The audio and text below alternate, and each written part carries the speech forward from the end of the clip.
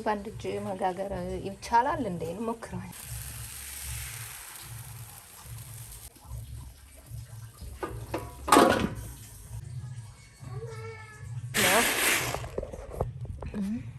ከዛ እንደዚህ ንፋስ እንዲመታው ምን እየሰራ ነው? ምን አባ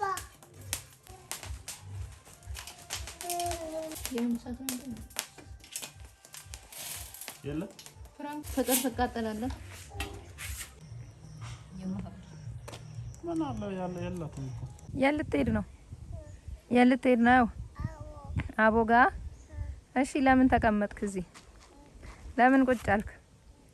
አዩኤል የውላችሁ ስምምነታችን አፍርሷል። አቦጋው ሰጂኝ አለ አያቱ ጋር። ከዛ እሺ ብዬ በዛው ወተት ላመጣለት ያው ዕቃ ይዤ ማለት ነው በእግሬ ሄዳለሁ ያለው ሰውዬ አልሄድም ካልተሸከምሽኝ ብሎ ያው ስምምነት አፍርሶ ዛፍ ስር ቁጭ ብሏል።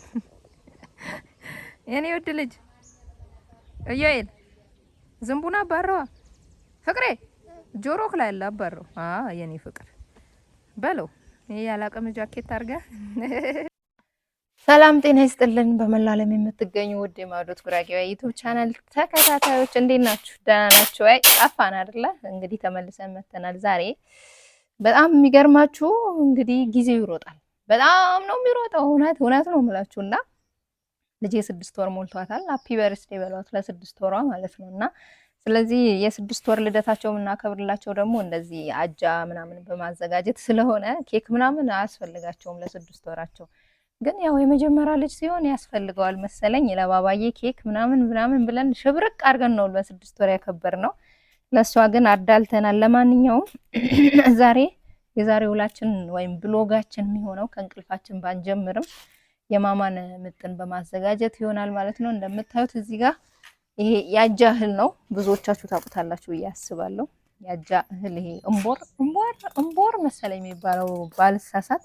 እዚህ ጋር ገብስ አለ። ጥሬ ነው እኔ የምገዛው፣ የተቆላው አልገዛውኝም። ስለዚህ ቤት እንቆላዋለን። ይሄኛው እንዳልኳችሁ ይሄኛው አጃ ነው። ይሄ ደግሞ እንግዲህ ተበታትኗል። በዛው ጎን ለጎን ሽሮ ለማዘጋጀት አስቤ ነው። ይሄ ባቄላና አተር ሽምብራ ናቸው ማለት ነውና እነዚህን እያዘጋጃጀን አብረን እንቆያለን። በዛው የእናንተ ልምድ ታካፍሉኛላችሁ ማለት ነው። ይሄ ደግሞ ከሱ ጋር የሚጨመር ነው ማለት ነው። ከማማ ምጥን ጋር የሚጨመር ነው። እዚህ ጋር ቀይ ጤፍ አለ፣ ለውዝ አለ። ይሄ አደንጓሬ ነው የሚባለው አለ። እዚህ ጋር ደግሞ ተልባ፣ ይሄ አብሽ እና ይሄ ሰሊጥ፣ ሱፍ ይቀረዋል። ይሄ ነገር እኮ ጌታን ሞልቶ አልሰጠኝም። አይገርም? ይሄኛው ኑግ ነው። ይሄ ደግሞ አተርና ባቄላ ሽምብራ ናቸው ማለት ነውና እነዚህን ለቃቅመን አጥበን አስተካክለን እናስፈጭላቸዋለን ማለት ነው። እኛም እንጠጣለን፣ እነሱም ይጠጣሉ። እንግዲህ አብራችሁን ዋሉ ከኛ ጋር። ባልየውም ደግሞ አስቆላዋለሁ። እሱ ሲሰራ ደስ ይላችሁ የለ በዛው በሰበቡ እኔንም ያግዘኛል።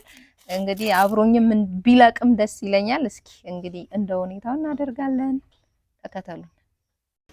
በነገራችን ላይ የእናንተን አጃ አዘገጃጀት አጃ ስላችሁ የልጆች ምጥን አዘገጃጀት ኮሜንት ላይ ብታስቀምጡልኝ እጅጉን በጣም ደስ ይለኛል። ምክንያቱም እኔም ከእናንተ ማርና በቀጣይ ሳዘጋጅላቸው ለልጆቼ እናንተ ከጻፋችሁት ውስጥ የሚቀላቀል ወይ የሚጨመር ነገር ካለ ጨምራለሁ። ከነዚህ ውስጥ በነገራችን ላይ ምስር ምናምን መኖር ነበረበት፣ እሱም የለም። ብቻ ብዙ አይነት ነው። እኔ የባባ ጊዜ ከአዲስ አበባ ነበር እህቴ ላከችልኝ። በጣም ብዙ አይነት ነገር ነበር የላከችው። እዚህ ግን ሱቅ ሄጄ ነበረ እንግዲህ የገዛሁት የሆነ የጎደለ ነገር ያለ መስሎኛል። እዚህ ጋር ሽሮ እያጠብኩኝ ነው። በነገራችን ላይ የተከካው ነው የምገዛው።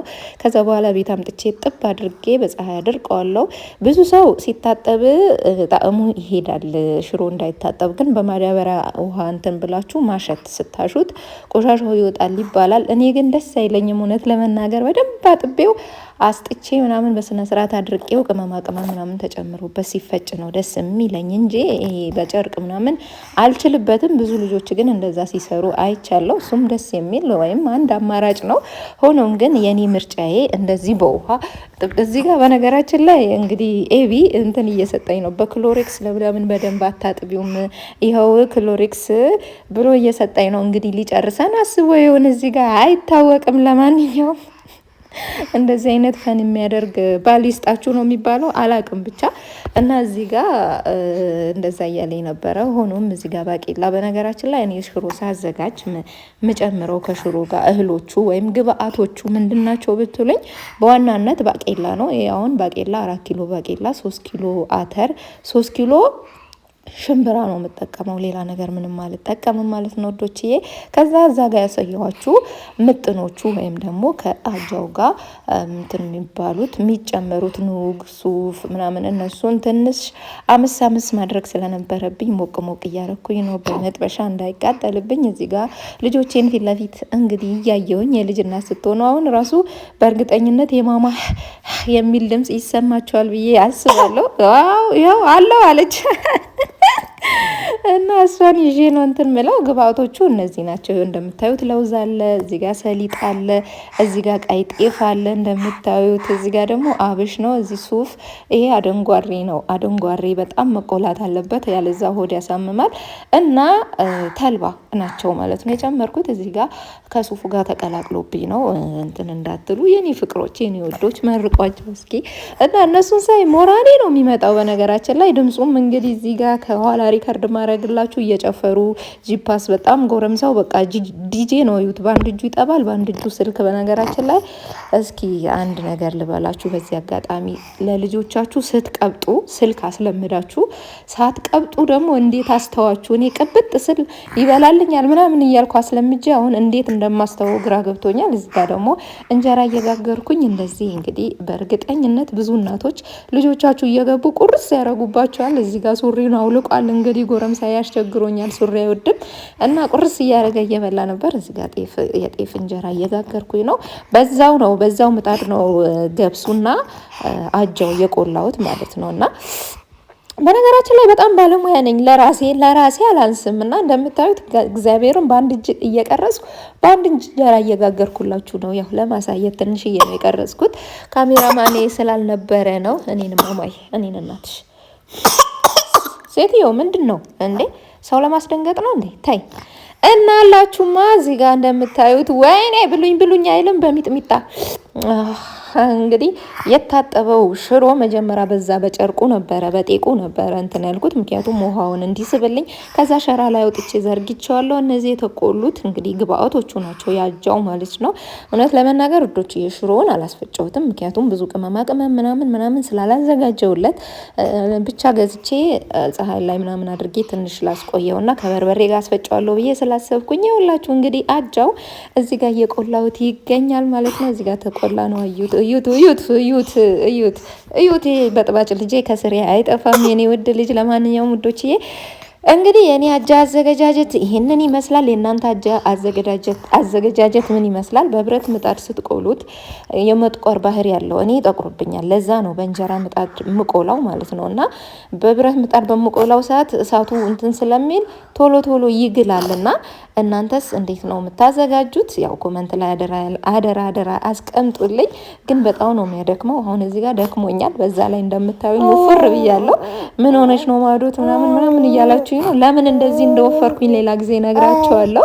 ለአሁኑ ግን ምንም አስተያየት አትስጡ እሺ፣ ምንም አትስጡ። እኔ እንዳውም ከሳሽ ስትሉኝ ነው ምከሳውና አስተያየት አትስጡ። ለማንኛውም በዚህ መልኩ በስተመጨረሻ አጃችን እንደዚህ ሆኗል። እንግዲህ ያስፈጨቻችሁ ካመጣችሁት በኋላ እንደዚህ በጎንቺት ማጣራት አለባችሁ። ምክንያቱም ገብስ ምንም ብቻ አይጠፋውም ወፍጮ ቤት ላይ ሲሆን። እና ደግሞ ይሄ የሱፉ የኑጉ ምናምን የለም እሱ አይደቅም ቆዳው። ስለዚህ ልቃጩ ስለማይደቅ እንደዚህ አድርጋችሁ ብታወጡት የበለጠ ይሆናል። የኔ ፉቅል እያጎለሰኝ ነው እና ውድድ አረጋችኋለሁ። ላይክ፣ ሼር፣ ሰብስክራይብ እያደረጋችሁ አበረታቱን። ባባይ